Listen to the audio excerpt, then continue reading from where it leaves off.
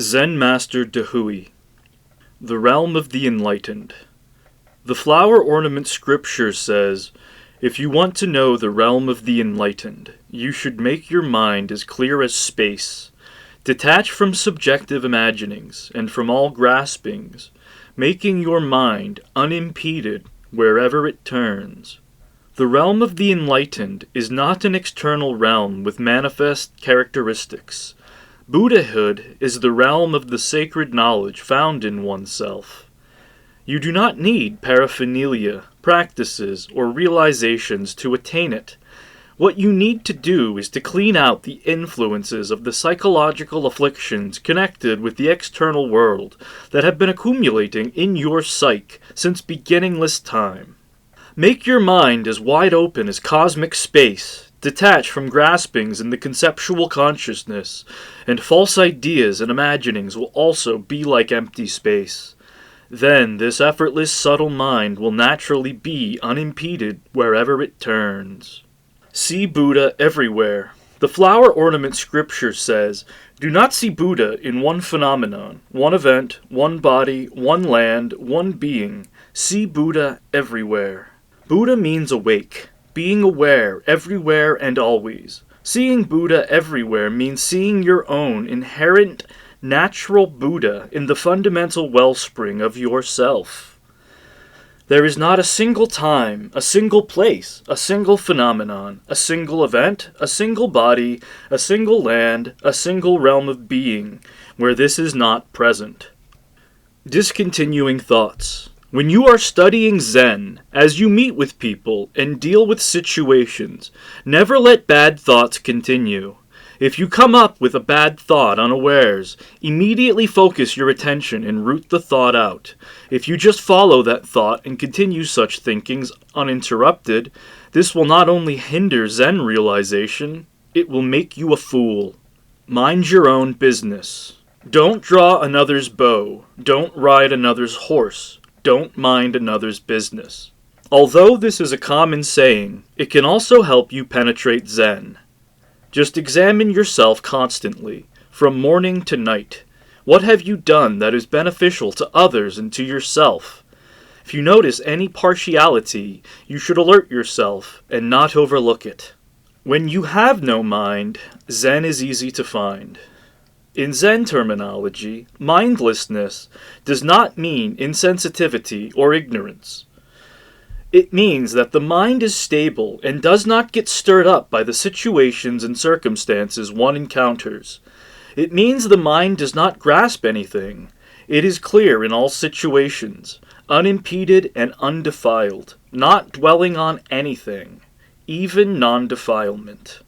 The purpose of stillness. Those who study Zen should be mentally quiet 24 hours a day. When you have nothing to do, you should also sit quietly, making the mind alert and the body tranquil. Eventually, when you are thoroughly practiced in this, body and mind become spontaneously peaceful and calm, and you have some direction in Zen. The perfection of mental silence is only to settle scattered and confused awareness. If you cling to stillness as ultimate, you will be taken in by false Zen or silent illumination. The source of mind. Good and bad come from your own mind. But what do you call your own mind, apart from your actions and thoughts? Where does your own mind come from? If you really know where your own mind comes from, boundless obstacles caused by your own actions will be cleared all at once. After that, all sorts of extraordinary possibilities will come to you without you seeking them. The natural state. If you want to empty all things, first clean your own mind. When your mind is clear and clean, all entanglements cease. Once entanglements cease, both substance and function are in their natural state. Substance means the clear, pure, original source of your own mind. The function is your own mind's marvelous function of change and creation, which enter into both purity and defilement, without being affected by or attached to either purity or defilement. Adaptation. In ancient times, Zen teaching was sometimes abstract, sometimes concrete, sometimes based on a particular time, sometimes transcendental. There was no fixed standard at all. Real Zen. If you think there are any verbal formulations that are special mysterious secrets to be transmitted, this is not real Zen.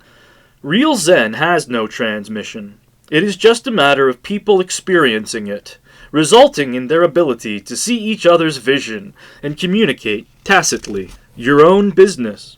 Zen is not in quietude, nor is it in clamor. It is not in thought and discrimination, nor is it in dealing with daily affairs. But even so, it is most important that you not abandon quiet and clamor, dealing with daily affairs, or thought and discrimination, in order to study Zen. When your eyes open, you will find that all of these are your own business. Foul weather Zen. Many people who study Zen are in a burning rush to learn Zen when their worldly affairs are not to their satisfaction, but then give up Zen when they become successful in the world. Peace and quiet. When you have attained mental and physical peace and quiet, don't get stuck in peace and quiet. Be independent and free, like a gourd rolling and bobbing on a river. Living Zen. To attain Zen enlightenment, it is not necessary to give up family life, quit your job, become a vegetarian, practice asceticism, and flee to a quiet place, then go into a ghost cave of dead Zen to entertain subjective imaginings. Degenerate Zenism. In modern times, Zen and Buddhism have become extremely degenerate. There are incompetent teachers who basically lack enlightenment themselves and have chaotic, unreliable consciousness. Lacking true skills, they take in students and teach everyone to be like themselves. Quiet meditation. If you have been practicing quiet meditation, but your mind is still not calm and free, when in the midst of activity, this means you haven't been empowered by your quiet meditation. If you have been practicing quietude just to get rid of agitation, then when you are in the midst of agitation, the agitation will disturb your mind, just as if you had never done any quiet meditation. Saving energy. People are backwards, ignorant of the true self. They pursue things, willingly suffering immeasurable pains, in their greed for a little bit of pleasure. In the mornings, before they've opened their eyes and gotten out of bed, when they're still only half awake, their minds are already flying about in confusion, flowing along with random thoughts. Although good and bad deeds have not yet appeared, heaven and hell are already formed in their hearts before they even get out of bed. By the time they go into action, the seeds of heaven and hell are already implanted in their minds. Did not the Buddha say, all faculties of sense are receptacles manifested by your own mind? Physical bodies are manifestations of your own mind's representations of forms as subjectively imagined. These manifestations are like the flow of a river, like seeds, like a lamp, like wind, passing away from instant to instant. Frenetic activity, attraction to impure things, and veracity are the causes of the useless, deceptive habits that seem to have always existed, like a water wheel always turning. If you really see through this, you understand the meaning of impersonality. You know that heaven and hell are nowhere else but in the heart of the half-awake individual about to get out of bed. They do not come from outside. While in the process of waking up, you should really pay attention. While you are paying attention, you should not make any effort to struggle with whatever is going on in your mind. While struggling, you waste energy. As the third ancestor of Zen said, if you try to stop movement and return to stillness, the attempt to be still will increase movement. When you notice that you are saving energy in the midst of the mundane stress of daily affairs, this is where you gain energy. This is where you attain Buddhahood. This is where you turn hell into heaven. Zen hobbyists. There are intellectual professionals who think they know everything but Zen, so they call over a few incompetent old monks, give them a meal, and have them say whatever comes into their minds. The intellectuals then write this babble down and use it to judge everyone else. They trade sayings and call this Zen encounter.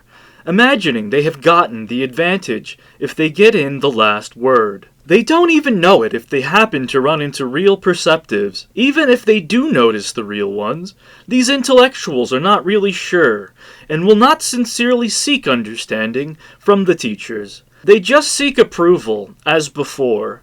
Then, when the teachers demonstrate the real developmental impact of Zen in the midst of all sorts of situations, the intellectuals are afraid to approach.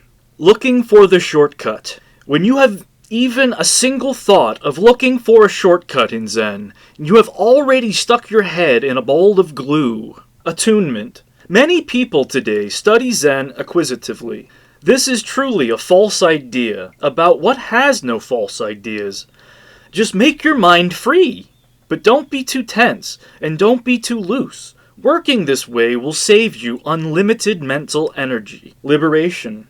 People have been used by the mind's conceptual consciousness since before they can remember, flowing in the waves of birth and death, unable to be independent.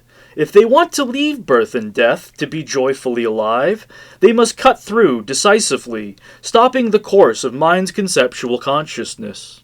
Zen sects. In Zen, there are no sectarian differences, but when students lack a broad, stable will, and teachers lack a broad, comprehensive teaching, then what they enter into differs. The ultimate point of Zen, however, has no such differences. Past, present, and future.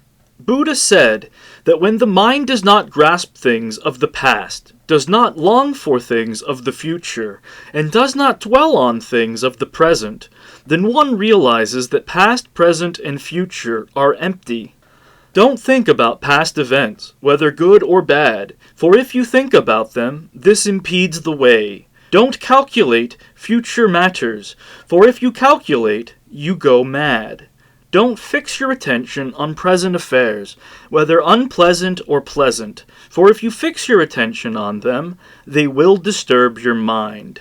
Just deal with situations as they happen, and you will spontaneously accord with these principles.